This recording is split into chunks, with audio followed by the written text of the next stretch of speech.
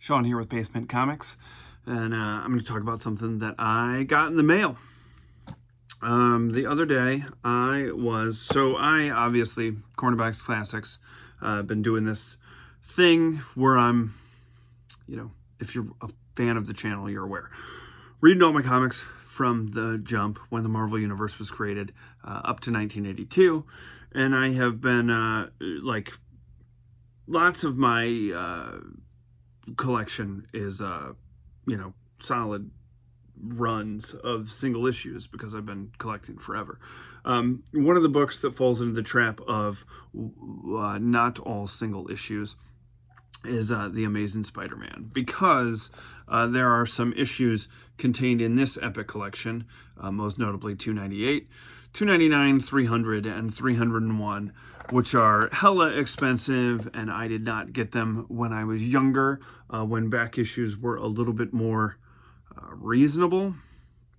Particularly those weren't on my radar. So I have everything surrounding these issues in single issues, but 298, 299, 300, and 301 escape me. And I'm a big X-Men guy, and so getting, the 60s Silver Age X-Men and all of that stuff in first print single issues was much more important to me growing up than getting, I was happy to be able to read, Spidey in whatever format I possibly could. So the other day, and wall books to me have always been a fascinating thing, because when I was a kid, biking up to my shop, there was no CGC when I was a kid. There were just angry old dudes who didn't think I had enough cash on me to buy a wall book, who were harumphing their way. If you were oh, I want to take a look at that, they'd get all pissed. They'd put out the cigarette on the counter, kind of saunter over there, shuffle around, pull off the book, not think that you were going to buy it, be pissed off. I don't know if the cigarette thing was true, but the bad attitude, it was prevalent when I was a child, first getting into comics. The shop that I would bike up to, that I was a regular at in my area, had an Uncanny X-Men 266 on the wall that I stared at every single time that I went in there. I was so jazzed for that book. It was I would fall asleep dreaming about it. It was my Red Ryder BB gun, and I was Ralphie. I was I need this thing. Gambit was my guy back then, obviously, since I got into comics through the cartoon. And so Uncanny X-Men 266 was the as the kids would call it these days, grails, I guess. That was the first grail that I ever wanted, was Uncanny X-Men 266.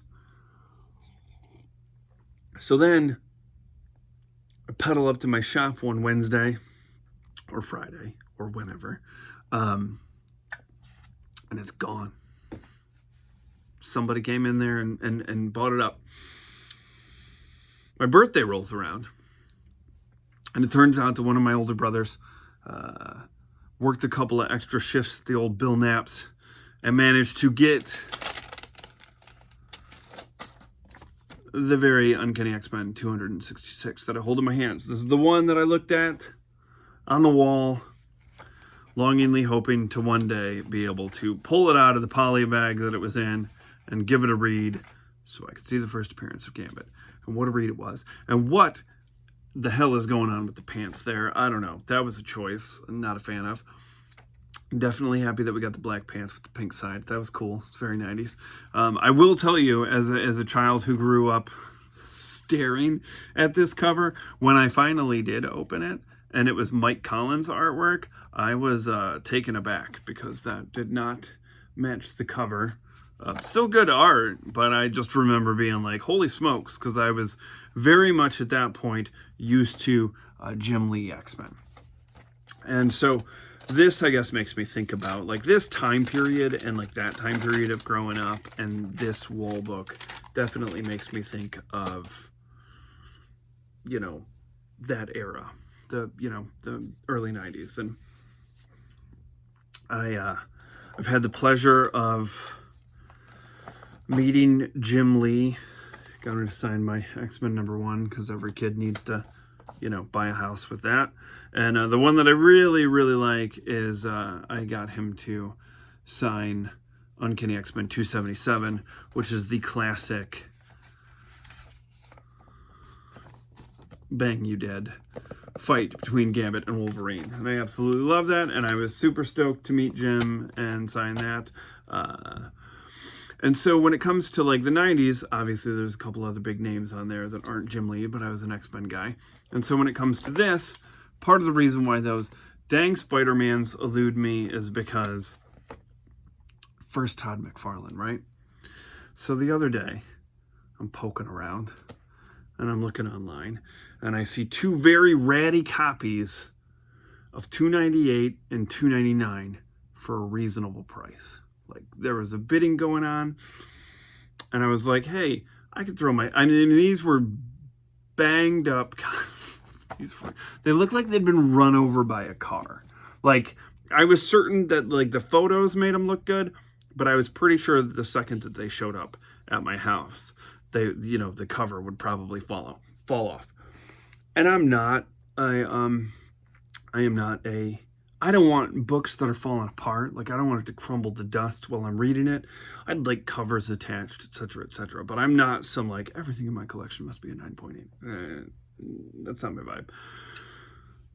But these were like, they're definitely in the budget, and I could knock these two out, and that'd be delightful, you know, because then there's only 300 and 301 left, and I can live without those. If I can find them someday for a nice price, I would love to have them over having them in this epic collection. And the reason is honestly, it's like, that doesn't smell good. That smells boring. That doesn't smell like musty old comic book shop and nostalgia. That smells like a different styled coloring and paper that's not newsprint. Doesn't rub off on my fingers. Like this. Except for that big ad in the middle. That's where it's at. So I'm looking at this $298 and $299, and I'm like, all right, let's see. What am I willing to spend on this? And it was getting, like, for the condition of these, even me, not a conditioned guy, I was like, guys, we're getting, this back and forth with the bidding is getting out of hand. And while I was doing that, and it was starting to get into an area where I was like, pump the brakes, these aren't in that good of condition, I clocked a CGC 298 that was signed by Todd McFarlane that was ending like 5 minutes later. And so I was like, well, everybody's over here fighting over these ratty copies of 298 and 299. I'm just going to kick it over to this signed one, because getting Jim Lee to sign these books, these two X-Men books, was a process. It was a lottery. It was like getting a particular ticket, had to wait in line for a couple hours. It was a real like, and I'm not a like go to cons all weekend guy. If I can get in and get out, that's like, sometimes I'll time myself. Like I get there, doors open, get what I need out of Artist Alley, and then I split. Not a big fan of crowds. You know, and so I have no, when it comes to the, you know, got Jim Lee's autograph, right? I pulled out the one with the poly bag still on. No interest in meeting Rob Liefeld. Nothing against the dude, but, I mean, of the three, and, you know, kind of a weird vibe. Real, that's a tale for another time. Anyways, so I'm looking at these 298s, 299s, and it's going to a place where I'm like, yeah, I'm okay. And then I'm like, yeah, I see this other one. And I was like, sure. Because I Googled, I was like, the hell does a Todd McFarlane signature cost if I were to like ever, and I don't like, you know, it's not like he had some huge run on X-Men but I mean the Spider-Man stuff, like, you know, I was there, you know, I was into it. This was the non-mutant superhero was the tagline back then to try to, point is, I lost out on the $2.98, $2.99. But not a big deal because I just shifted and got this. But the only problem is I can't read it. So, fucking get to work. See, I don't really like CGC books. I have one. I bought one.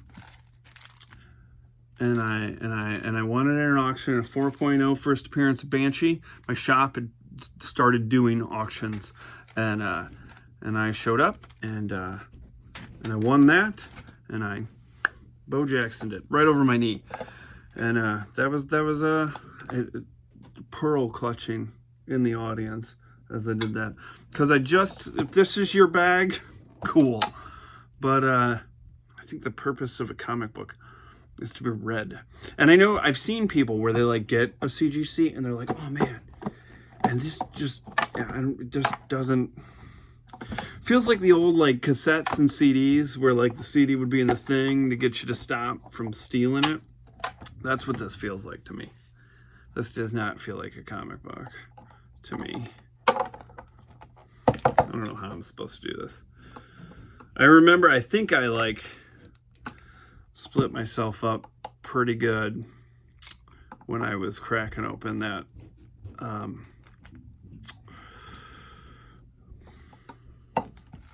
X-Men 28. Yeah. And this was like the old version of CGC. This seems to be like a newfangled, like it's in there and it's in a thing. Anyways, 8.5, signed on January 16th, 2026 by Todd McFarlane. There you go. Hang on one sec. And we're back. Hear that sweet, wonderful sound?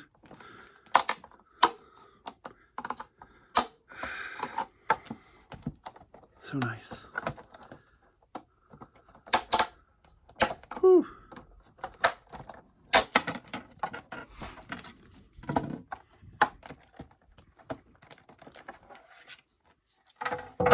There we go.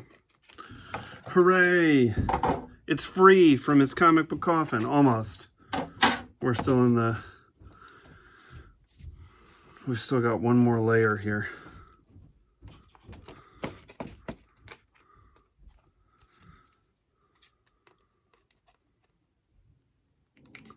That'd be hilarious if I slipped and just absolutely just annihilated this book.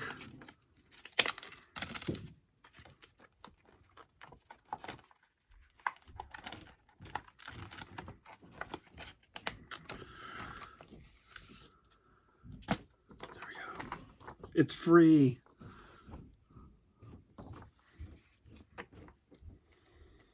It smells like freedom. Glorious. So there you have it. I am now 3 issues away from being able to get rid of that trade. And now I don't have to stand in line or win a lottery to get a Todd McFarlane signature. So that's pretty cool. Well, that's exciting. And there's one less comic book in one of these dang coffins. That's exciting. It gets to live out its true purpose in this wonderful Marvel library. Hooray. So there you have it.